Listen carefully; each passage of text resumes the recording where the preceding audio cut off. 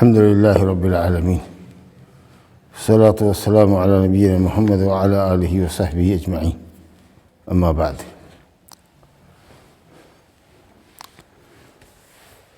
وعن المسور بن مخرمة رضی اللہ تعالی عنہما وعن المسور بن مخرمة رضی اللہ تعالی عنہما ان رسول اللہ صلی اللہ علیہ وسلم نحر قبل ان يحلق وأمر أصحابه بذلك رواہ البخاری۔ مسور بن مخرمہ رضی اللہ تعالی عنہ قریشی ہیں، کہتے ہیں کہ رسول اللہ صلی اللہ علیہ وسلم نے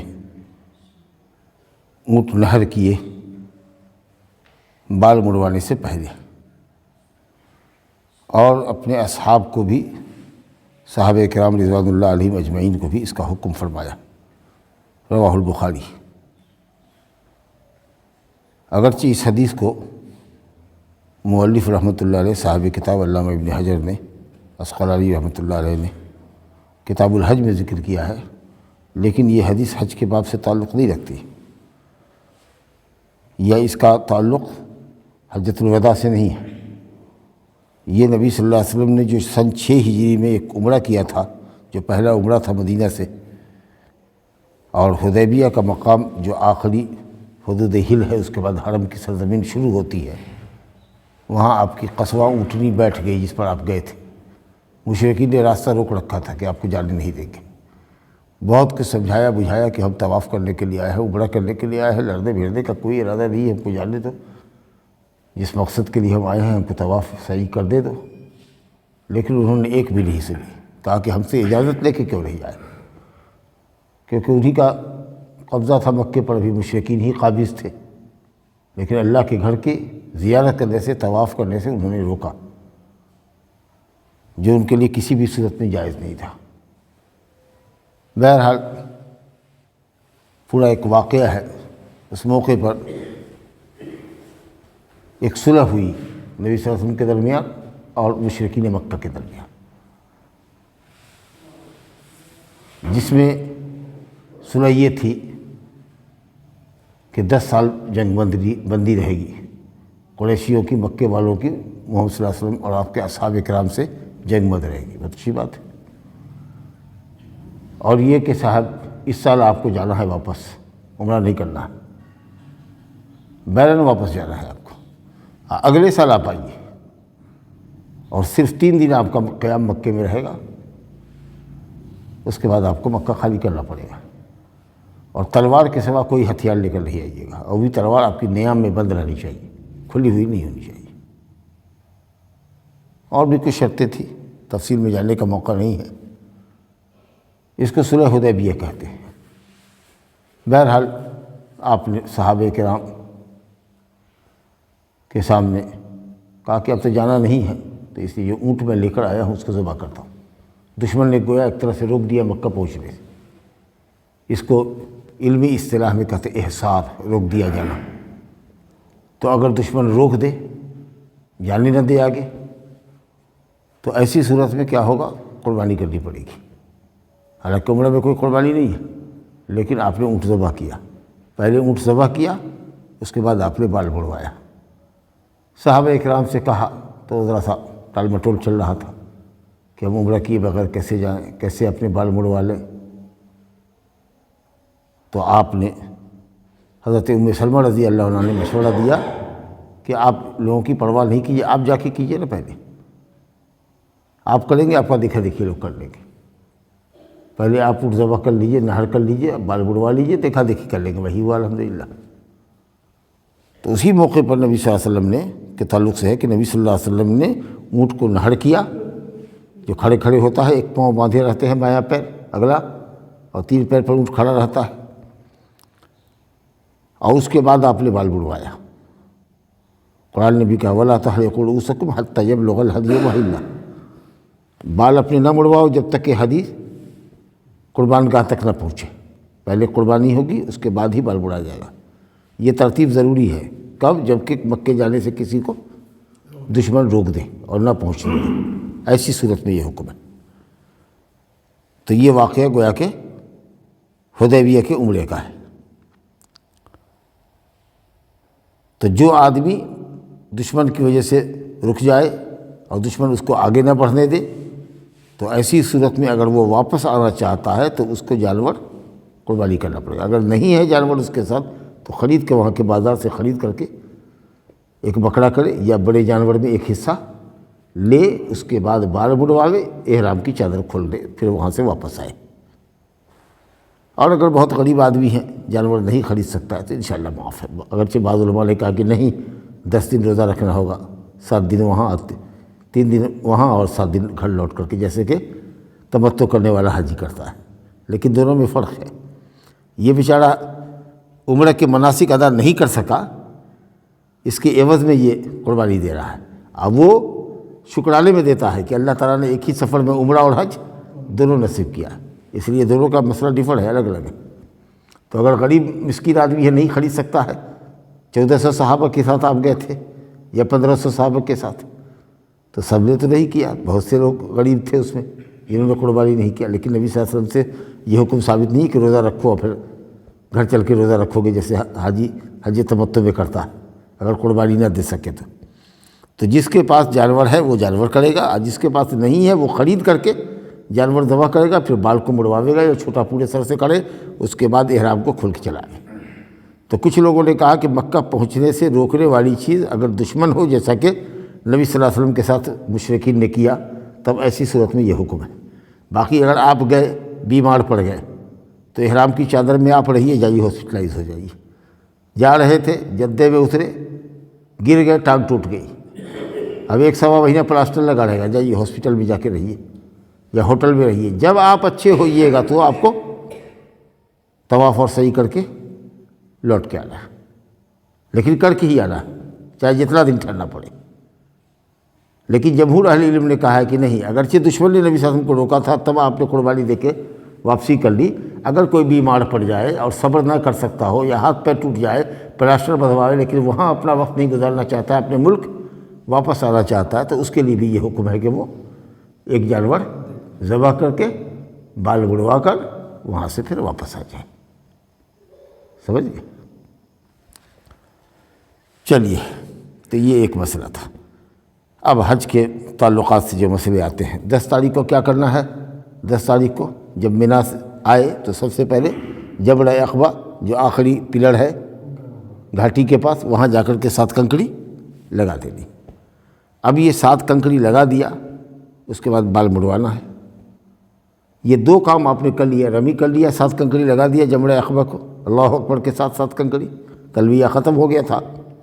اب آ کر کے بال بڑھوا لیا تو اب آپ کے لیے تمام چیز حلال ہو گئی۔ جو احرام میں حرام تھی، ممنوعات احرام آپ کا ختم ہو گیا۔ اب آپ سلا ہوا کپڑا اپنے جسم کے حساب سے، کرتا پاجامہ، ٹوپی، امامہ، شرٹ، جو بھی پہننا چاہیں پہن سکتے ہیں، خوشبو لگا سکتے ہیں، سمجھا کہ نہیں؟ ساری کچھ چیزیں حلال ہو گئی آپ کے لیے۔ بال ناخن کٹوانا، سوائے ایک چیز کے جو ابھی حلال نہیں ہے، وہ ہے عورت۔ وہ عورت کریں گے، عورت کا استعمال حلال ہوگا جب آپ طواف اور سعی کر لیں گے، تب جب کعبہ کا طواف اور سعی ہو جائے گی، تب گویا کہ آپ کو حل اکبر حاصل ہوگا، بڑا حلال ہو گیا، یعنی اب تمام چیزیں آپ کے لیے حلال ہو گئی، جیسے پہلے حج میں آنے سے پہلی چیز تھی۔ لیکن صرف کنکڑی مار دیا اور بال مٹوا لیا، 2 کام کر لیا آپ نے۔ اس دن تو 4 کام ہے نا، کنکڑی مارنا، جانور ذبح کرنا۔ تب تو جانور حکومت ذبح کرتی ہے، اب کب کرے گی؟ 3 دن کے اندر، 4 دن کے اندر، وہ تو نہیں پتہ ہم کو۔ تو چلو کم سے کم بال مڑوا لو، ناخن کٹوا لو، اس کے بعد تمہارے لیے خوشبو وغیرہ، سلا ہوا کپڑا حلال ہو جائے گا۔ بیوی حلال ہونے کے لیے ضروری ہے کہ آدمی طواف افاضہ کر لے۔ اس دن جو ہے حج کا جو طواف ہوگا، جب 10 کو کرے کہ 11 کو کرے، لیکن جب تک کہ طواف اور سعی نہیں ہو جائے گی اس کی، اس وقت تک بیوی حلال نہیں ہو سکتی۔ گویا کہ 4 کام میں کنکڑی مارنا، جانور ذبح کرنا، بال مڑوانا، چوتھا کام طواف کرنا۔ اس 4 کام میں 2 کام اگر کر لیتا ہے آدمی تو اس کے لیے چھوٹا ہل ہو جاتا ہے، ہل اصغر، یعنی خوشبو لگانا، سلا ہوا کپڑا وغیرہ پہننا جائز ہو جاتا ہے۔ ہل اکبر، بڑا حلال ہونا، جس سے بیوی بھی حلال ہو جائے، یہ طواف اور سعی کے اوپر موقوف رہے گا۔ سمجھا؟ یہ جمہور کہتے ہیں۔ بعض علماء کہتے ہیں کہ نہیں، صرف رمی جبڑا عقبہ کر لیا، صرف کنکری 7 کنکری مار دیا تو حل اصغر اس کو حاصل ہو گیا، بال بڑوانے کی ضرورت نہیں ہے، صرف کنکری لگا دینے کے بعد آپ حلال ہو گئے، خوشبو وغیرہ لگا سکتے ہیں۔ لیکن چلیے من باب الاحتیاط کنکری مارنے کے بعد آئیے اور بال بڑوا لیجیے، یا بال پورے سر کا چھوٹا کروائیے، ناخن وغیرہ لینا ہے تو ناخن لے لیجیے، اس کے بعد آپ کے لیے حلال ہوگا۔ اب تفصیل میں مسائل کی نہیں جائیں گے۔ حضرت عائشہ رضی اللہ عنہ کہتی ہے کہ رسول اللہ نے فرمایا جب تم رمی کر لو 10 تاریخ کو، جبڑ عقبہ کو کنکری لگا لو اور بال مڑوا لو تو تمہارے لیے خوشبو حلال ہوگی۔ جب خوشبو لگانا حلال ہوا، سلا ہوا کپڑا پہننا حلال ہو گیا، شکار کرنا حلال ہو گیا جو حرام تھا۔ ہاں، کل شے، ہر چیز حلال ہوگی الا النساء، سوائے عورت کے۔ لیکن یہ حدیث ضعیف ہے۔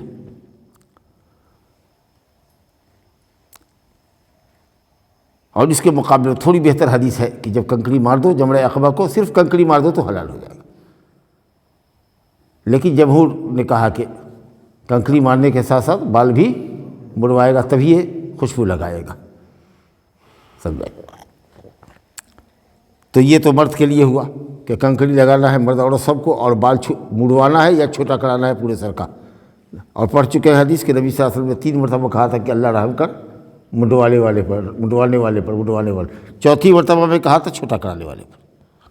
لیکن عورت کے لیے کیا حکم ہے، وہ یہ حدیث دیکھیے، ابو داؤد کی حدیث ہے، وعن ابن عباس رضی اللہ تعالی عنہما ان النبی صلی اللہ علیہ وسلم قال لیس علی النساء حلق وانما علی النساء التقصیر، رواہ ابو داؤد باسناد حسن۔ ابن عباس رضی اللہ عنہما کہتے ہیں، عبداللہ بن عباس نبی صلی اللہ علیہ وسلم کے چچا زاد بھائی ہیں، کہ نبی صلی اللہ علیہ وسلم نے فرمایا لیس علی النساء حلق، عورت کے اوپر بال مڑوانا نہیں ہے، کیونکہ عورت کے لیے بال زینت ہے۔ وَإِنَّمَا عَلَى النِّسَاءِ التَّقْصِيرُ، عورت کے اوپر صرف بال چھوٹا کرنا۔ اور چھوٹا کرنے کی مقدار کیا ہوگی؟ اہل علم نے کہا کہ جتنی چوٹی اس کی بنائی ہوئی ہے، ہر چوٹی سے 1 انگلی کے پوڑ کے برابر، بس، زیادہ بھی نہیں کاٹنا، 1 پوڑ کے برابر کاٹ لینا۔ چوٹی بنا لے اور مختلف چوٹیاں جو بنائی ہوئی ہیں اس میں سے پکڑ کر کے 1 انگلی کے برابر کاٹے، بس۔ وعن ابن عمر رضی اللہ تعالی عنہما ان العباس بن عبد المطلب استأذن رسول اللہ صلی اللہ علیہ وسلم ان یبیت بمکۃ لیالی من اجل سقایتہ فاذن له، متفق علیہ۔ اب 10 تاریخ ہو گیا، رات گزارنا ہے 11ویں کی رات مینا میں، 12ویں کی رات مینا میں۔ 12 تاریخ کو کنکری مار کر کے آپ نکل سکتے ہیں، اور اگر کوئی چاہے تو 13 کو گزارے، تو 3 رات گزارنی ہے، نہیں تو کم سے کم 2 رات گزارنی، 11ویں کی اور 12ویں کی رات، یہ 2 رات مینا میں گزارنا۔ اور صحیح قول یہ ہے کہ یہ واجب ہے۔ اگر بغیر عذر کے کوئی مکے میں رہ جائے، رات گزار لے، گیا طواف صحیح کرنے کے لیے، مغرب تک پہنچا اور اس کے بعد ہوٹل ہی میں رہ گیا، نہیں لوٹا، دوسرے دن بھی وہی کام کیا، نہیں لوٹا، کنکری مار کے چلا جاتا تھا، مینا میں نہیں ٹھہرتا تھا، تو اس کو ایک دم دینا پڑے گا، سمجھا؟ تو کم سے کم 2 رات اس کو وہاں گزارنا، رات کا بیشتر حصہ بھی گزار دیں، آدھی رات سے زیادہ ہے۔ اگر مغرب سے لے کر کے فجر کے وقت تک کے مان لیجیے کہ 7 گھنٹے کی رات ہے یا 8 گھنٹے کی رات ہے، 9 گھنٹے کی رات ہے، تو 5 گھنٹہ گزار لیجیے، مغرب کی نماز وہاں پڑھیے، اب مغرب سے لے کر کے 5 گھنٹہ گزار لیجیے۔ جب دیکھیے کہ آدھی رات سے تھوڑا آپ آگے وہاں رک گئے، تو رات کا آخری حصہ اگر آپ چاہتے ہیں تو ہوٹل میں آ جائیے مکے میں، یا چلیے 11 بجے رات کو مینا میں پہنچے، لیٹ آور، نہیں سمجھا؟ اور پھر آپ نے بڑا حصہ رات کا مینا میں گزار لیا تو بھی ٹھیک ہوگا۔ تو رات کا اگر بڑا حصہ گزر گیا مینا میں تو ہو گیا، پوری رات ضروری نہیں، لیکن افضل ہے کہ پوری رات آدمی وہاں گزارے۔ تو یہ ہے مینا کی راتوں میں مینا میں وقت گزارنا۔ لیکن اگر کوئی مصلحت ہو، عمومی مصلحت ہے، جیسے حضرت عباس بن عبد المطلب جو نبی صلی اللہ علیہ وسلم کے چچا تھے، زمانے سے کام ان کے قبیلے میں یہ آ رہا تھا، ان کے بال بچوں میں یا ان کے آباء و اجداد میں، کہ وہ حاجیوں کو پانی پلانے کا کام کیا کرتے تھے۔ تو رات دن لوگ طواف کے لیے آ جا رہے ہیں، تو کنویں سے، زمزم کے کنویں سے پانی بھر بھر کر کے وہ لوگوں کو ڈول سے دیتے تھے اور لوگ پیتے تھے۔ اس زمانے میں تو نلکی وغیرہ کا انتظام نہیں تھا، مشین کا تو نہیں تھا کہ پانی اس میں سے نکالا جائے، تو یہ لوگوں کو سقایت کا کام، پانی پلانے کا کام حضرت عباس بن عبد المطلب کے ذمہ تھا۔ تو انہوں نے کہا یا رسول اللہ اب ہم کو اجازت دے دیجیے، کیونکہ وہاں رہنا ضروری ہے لوگوں کو پانی پلانے کے لیے زمزم کا۔ تو آپ نے کہا کہ ٹھیک ہے، آپ رات مت گزاریے، دن میں کنکری مار کر کے آپ جائیے مکے میں، طواف صحیح کر کے آپ حلال ہو گئے، حل اکبر بھی آپ کو ہو گیا، اب آپ مکے میں رات گزاریے اور وہاں لوگوں کو پانی پلائیے، سمجھا؟ اگر چاہے تو 11 کے دن نہیں آئے، 12 کے دن آ کر کے دونوں دن کی کنکری، 11 کی 12 کی دونوں دن کی کنکری، 21 کنکری دونوں دن کے لگا لیجیے، ہو گیا معاملہ ختم۔ اور اسی طریقے سے کچھ چرواہے تھے جو اونٹوں کی چرواہی کیا کرتے تھے، حاجیوں کے اونٹوں کی دیکھ ریکھ کیا کرتے تھے، اس کو چرایا کرتے تھے، تو ان چرواہوں کو بھی، جو حاجی لوگوں کی چرواہے تھے، ان کو بھی آپ نے اونٹوں کی حفاظت کے لیے کہ اگر وہ نہ آئے تو کوئی حد نہیں، 10 تاریخ کو کنکری مار کے گئے، بال بڑوا کر کے حلال ہو کر کے گئے، اب اگر وہ چاہے تو 11 کو کنکری نہ مار کے 12 کو آئے اور ظہر کے بعد، زوال کے بعد کنکری 2 دن کی 11-12 کی مانگ لیا۔ تو آپ صلی اللہ علیہ وسلم نے حضرت عباس بن عبد المطلب کو اور اونٹ کے چرواہوں کو اجازت دے دی کہ وہ مینا کی راتیں مینا گزار کر کے مکے میں یا اپنی چرواہی کی جگہ پر مینا کے باہر گزار سکتے ہیں، یہ رخصت آپ نے دیا۔ اب اسی طریقے سے مان لیجیے کہ ڈاکٹر ہے، گیا ہے حج کرنے کے لیے، لیکن اس کی ڈیوٹی رات میں ہے اور مکے کے ہاسپٹل میں ہے اس کی ڈیوٹی، اور یہاں مصلحت ہے کہ بڑی سوار ہے، تو اگر وہ چاہے کہ دن میں آ کر کے کنکری مارے اور جا کر کے رات نائٹ ڈیوٹی کرے ہاسپٹل میں مکے کے اندر، یا مکے سے باہر اس کی ڈیوٹی لگی ہوئی ہے، تو وہ بھی جا سکتا ہے، 11 کو نہ آوے پھر 12 کو آوے اور دونوں دن کی کنکری مار کے چلا جائے۔ یا مان لیجئے کہ پولیس ہے جو حج کر رہی ہے، لیکن اس کی ڈیوٹی لگا دی گئی ہے مکے کے اندر مینا کے باہر حفاظت کے لیے، امن و امان کی بحالی کے لیے، تو وہ آدمی بھی مینا کے باہر جا سکتا، کیونکہ اس کی مجبوری ہے، وہ لوگوں کی مصلحت کا معاملہ ہے۔ تو ایسے آدمی کے لیے نبی صلی اللہ علیہ وسلم نے مینا میں رات گزارنے سے رخصت دے دی۔ یہی حدیث ہے کہ ابن عمر رضی اللہ عنہما کہتے ہیں کہ عباس بن عبد المطلب رضی اللہ عنہ نے، نبی صلی اللہ علیہ وسلم کے چچا ہیں، سگے چچا، انہوں نے رسول اللہ صلی اللہ علیہ وسلم سے اجازت طلب کی کہ وہ مکے میں رات گزارے مینا کی راتوں میں۔ مینا کی راتیں 11، 12 اور 13 ہوتی ہے، کم سے کم 11، 12 2 راتیں تو ہوتی ہی ہیں، وہ ہم مکے میں گزاریں گے، من اجل سقایت ہی، کیونکہ زمزم پلانے کی ذمہ داری ان کی تھی، تو آپ نے ان کو فاذن لہ اجازت دے دی۔ اس کے بعد روایت ہے اسی مفہوم کی، دیکھیے جو ہم نے کہا ہے کہ اونٹ کے چرواہوں کو آپ نے اجازت دی ہے۔ وعن عاصم بن عدی رضی اللہ تعالی عنہ ان رسول اللہ صلی اللہ علیہ وسلم ارخص لرعاة الابل في البيتوتة المنى يرمون يوم النحر ثم يرمون الغد ومن بعد الغد ليومين ثم يرمون يوم النحر، رواہ الخمسہ وصححہ الترمذی وابن حبان۔ عاصم بن عدی رضی اللہ عنہ کہتے ہیں، انصاری صحابی ہیں، کہ رسول اللہ صلی اللہ علیہ وسلم نے اونٹ کے چرواہوں کو اجازت دی، رخصت دے دی کہ وہ مینا میں رات نہ گزاریں۔ رات گزارنے سے آپ نے ان کو چھٹی دے دی۔ یوم النحر کو 10ویں تاریخ کو کنکری لگا دیں، جمرہ عقبہ کو، 11 کو کنکری نہ مارے، 11 اور 12 کی کنکری، جی 12 کو آ کے، 11 اور 12 کی کنکری 12 کو آ کر کے مان لیں، اور اگر 12 کے دن ہی ان کو مینا چھوڑنے کا ارادہ ہے تو ختم ہو گیا، اور اگر 13 کو مارنا ہے تو پھر 13 کو آ کے مارے۔ گویا 10 تاریخ کو تو مار کے گئے ہیں، 11 کو نہیں آوے، 11 کی کنکری 12 کو مارے، 7 دنا 14 7 یا 21 دنا 42 کنکری لے کر آئے اور دونوں دن کی کنکری مار لیں، سمجھا کہ نہیں؟ 14 کنکری یہاں، 14 کنکری وہاں، 14 کنکری وہاں، تو دونوں دن کا ہو گیا۔ اور اگر 13 کو بھی کنکری مارنا ہے تو پھر 13 کو بھی آنا پڑے گا ان کو۔ تو آپ نے فرمایا کہ یوم النحر کو 10ویں تاریخ کو کنکری لگا دیں، اور پھر کل کی اور پرسوں کی کنکری 12 کو لگائے، اور پھر جس دن مینا چھوڑنے کا ارادہ ہو 13 کو تو اس دن بھی لگاوے، یعنی اگر 12 ہی کو چھوڑ دیا تو 12 کو کنکری مار کے چلے گئے، ہو گیا۔ اب مکہ آنے کی، اب مینا آ کر کے کنکری لگانے کی ضرورت نہیں ہے، الحمدللہ۔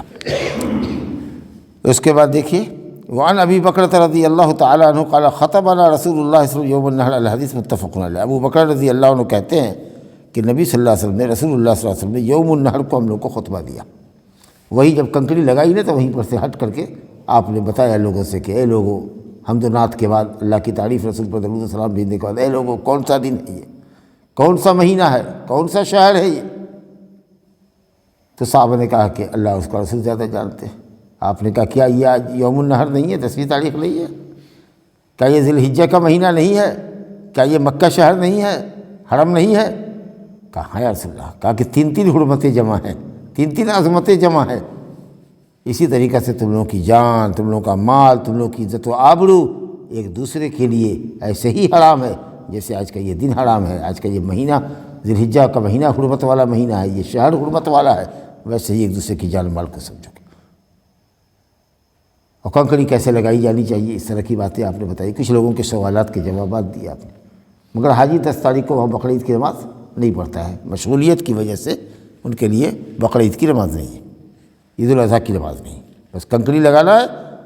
اور اب تو قربانی کا کوئی لوچا ہے نہیں، وہ تو گورنمنٹ کرتی ہے، بال مڑوائیے، ناخن کٹوائیے، نہا دھو کر کے سلا ہوا کپڑا پہنیے، خوشبو لگائیے، کھائیے پیجیے، جائیے مکہ طواف سعی کیجیے، پھر رات آئیے مینا میں گزاریے، 11 کو کنکڑی لگائیے، 12 کو کنکڑی لگائیے، چلے جائیے، یا اگر 13 کو جانا چاہتے ہیں تو 13 کو جائیے۔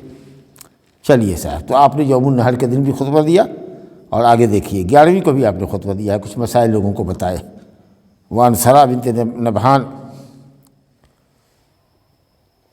یہ سرا بنت نبہان رضی اللہ عنہ کہتی ہے کہ رسول اللہ صلی اللہ علیہ وسلم نے ہم لوگوں کو خطبہ دیا یوم الرؤوس کو، یوم الرؤوس سر کا دن، سر کھانے کا دن، 11ویں تاریخ۔ 10 کو گوشت کھاتے تھے عرب لوگ، حجاج کرام سرا کھاتے تھے، سر جو ہے جانوروں کا، تو اس لیے 11 تاریخ کو یوم الرؤوس کہتے تھے، سمجھا کہ۔ اب 12 تاریخ کو یوم النفر الاول، پہلا دن مینا چھوڑنے کا، اور 13 تاریخ کو یوم النفر الاخر، آخری دن مینا کا۔ تو ان کی ہر دن کے نام باقاعدہ متعین تھے۔ 8ویں تاریخ سے حج شروع ہوا تو 8ویں تاریخ کو پانی وانی لے کے جاتے تھے، اونٹ کو پانی پلا کے جاتے تھے، اس کا نام رکھتے تھے یوم الترویہ۔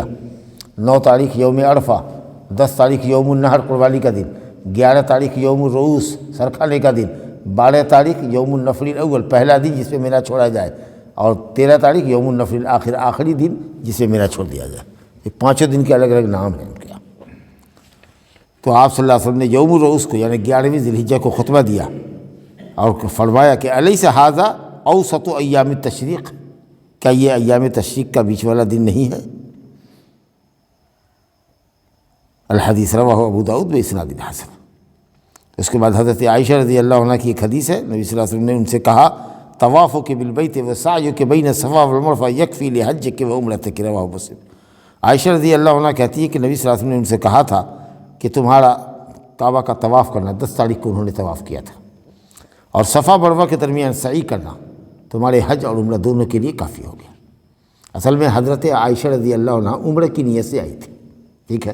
جب مقام شریف میں پہنچی، مکے سے قریب تھا وہ مقام، کچھ 10-12 میل پر، تو حائضہ ہو گئی، اور وہ جو 4 تاریخ کی رات سے جو حج شروع ہوا تو وہ 10 تاریخ تک رہا۔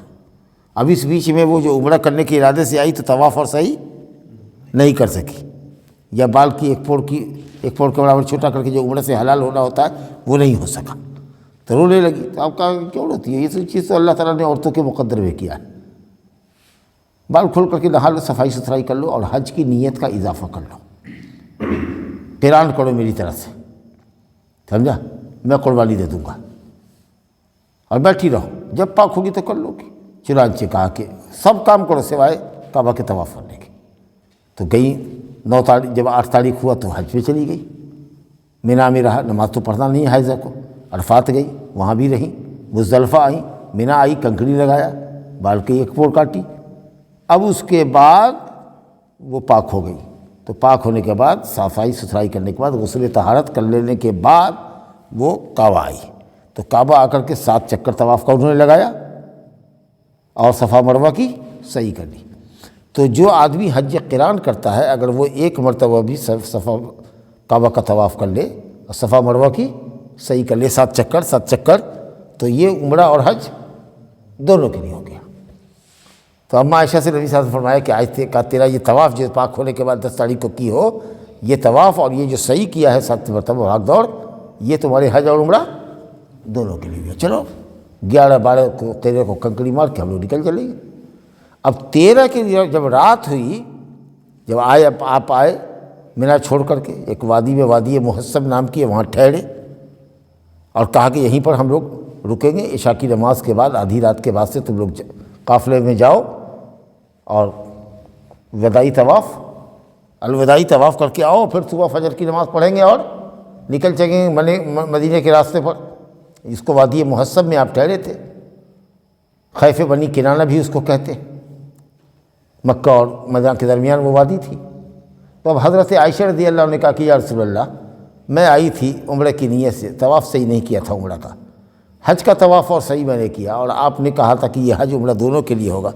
میری بہنیں جو آئی ہیں، یعنی میری سوکنیں، آپ کی جو دوسری بیویاں ہیں، انہوں نے 2 مرتبہ طواف کیا، 2 مرتبہ صحیح کیا نا، عمرہ کیا تو پہلے مرتبہ طواف کیا صحیح کیا، آپ پھر حج کے دن طواف صحیح کیا، تو وہ عمرہ حج 2 مرتبہ کر انہوں نے کیا، یعنی عمرہ اور حج 2 طواف 2 صحیح کیا، ہمارا 1 کے طواف 1 کے صحیح دونوں کے لیے کافی ہوگا۔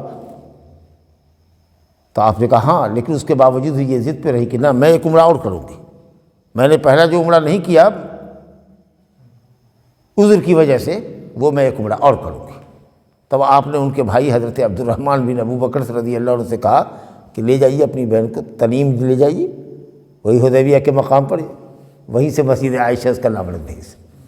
اور اسی رات میں 14 کی رات کو حضرت عائشہ اپنے بھائی کے ساتھ بیٹھ کر کے آئی، طواف کعبہ کیا، صفا مروہ کی صحیح کی، بال چھوٹا کیا۔ تو اب نبی صلی اللہ علیہ وسلم نیچے اتر رہے ہیں طواف کے لیے، الوداعی طواف کے لیے، اور اماں عائشہ طواف اور صحیح کر کے عمرہ کر کے چڑھ رہی ہیں وادی کی طرف جہاں لوگ خیمہ زن تھے، یا آپ طواف ودا کر کے جا رہے ہیں خیمہ کی طرف خیف بنی کنانہ میں وادی محسب میں، اور اماں عائشہ آ رہی ہیں عمرہ کرنے کے لیے۔ بہرحال جو بھی شکل رہی ہو، کہا آپ نے کہ صبح کی نماز میں ملاقات ہونی ہے، ہر حال میں وہاں ملاقات ہو جائے صبح میں، کیونکہ صبح کی نماز پڑھنے کے بعد انتظار نہیں ہوگا، وہاں سے ہم نکل چلیں گے۔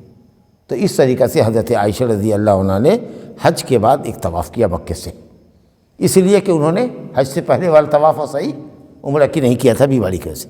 اب اس کو ایک بہانہ بنا کر کے جو لوگ بھی حج کو جاتے ہیں، پہلے عمرہ کر چکے ہیں، پھر وہ حج کر لیا، اب اس کے بعد جو رہے گا 2-4 دن یا 5 دن یا 10 دن اگر مکے میں ہیں، تو ہر 2 دن پر 3 دن پر جائے گا مسجد عائشہ، اور وہاں سے عمرہ کی نیت کر کے آئے گا، آج باپ کے نام سے کیا تو کل ماں کے نام سے کیا تو اللہ کے نام سے کیا۔ تمام صحابہ میں سے کسی نے بھی پہلے عمرے کے علاوہ کوئی دوسرا عمرہ حج کے بعد نہیں کیا تھا، صرف اماں عائشہ نے کیا تھا، اور وہ بھی اس لیے کیا تھا کہ وہ پہلے عمرہ نہیں کر سکی تھی، سمجھا نا۔ تو یہی واقعے کی طرف اشارہ ہے کہ نبی صلی اللہ علیہ وسلم نے حضرت عائشہ سے کہا تھا کہ عمرہ چھوڑ دو، یعنی حج کی نیت کا اضافہ کر دو، کیونکہ نبی صلی اللہ علیہ وسلم کا یہ کہنا کہ آج کا طواف اور صحیح تیرے حج اور عمرہ دونوں کے لیے کافی ہوا، اس کا مطلب یہ کہ عمرہ کو انہوں نے کینسل نہیں کیا تھا، عمرے کی نیت کو کینسل نہیں کیا تھا، عمرے کی نیت باقی رہی، اس پر حج کی نیت کا انہوں نے اضافہ کر دیا، اور حج اور عمرہ دونوں کی نیت کے ساتھ والے حج کرنے والے کو کیا کہتے ہیں؟ قارن، حج قران۔ وعن ابن عباس رضی اللہ عنہما، ابن عباس رضی اللہ عنہما کہتے ہیں کہ بے شک نبی صلی اللہ علیہ وسلم نے جو طواف افاضہ کیا 10 تاریخ کو مینا اور مزدلفہ عرفات سے لوٹنے کے بعد، مزدلفہ سے لوٹنے کے بعد جو 10 تاریخ کا طواف ہوتا ہے، ارے طواف افاضہ جس کو کہتے ہیں، جو حج کا رکن ہے 10 تاریخ والا، تو اس میں نبی صلی اللہ علیہ وسلم نے رمل، چھوٹے چھوٹے چالوں سے جو دلکی والی چال ہوتی ہے پہلوانوں کی اکڑ والی چال، وہ نہیں چلی، وہ تو صرف مکے میں آنے کے وقت میں پہلا طواف جو ہوتا ہے اس میں ہوتا ہے۔ تو 10 تاریخ کا جو طواف افاضہ ہے، اور جب مکے سے نکلنا ہو حاجی کو تو طواف وداع، اس میں رمل والی چال جو دلکی والی چال ہے 3 چکر میں، وہ نہیں ہوگا، 7 چکر نارملی کرنا ہے سلے ہوئے کپڑے کے اندر۔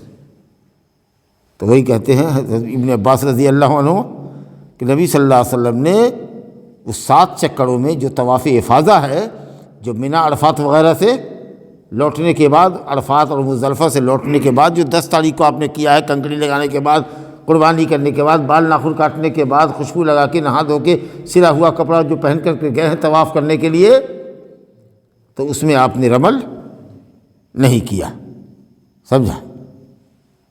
اور ایک حدیث پڑھ کے ختم کرتے ہیں۔ وعن انس رضی اللہ تعالی عنہ ان النبی صلی اللہ علیہ وسلم صلی الظہر والعصر والمغرب والعشاء ثم رقد رقدة بالمحسب ثم ركب الى البيت فطاف به، رواہ البخاری۔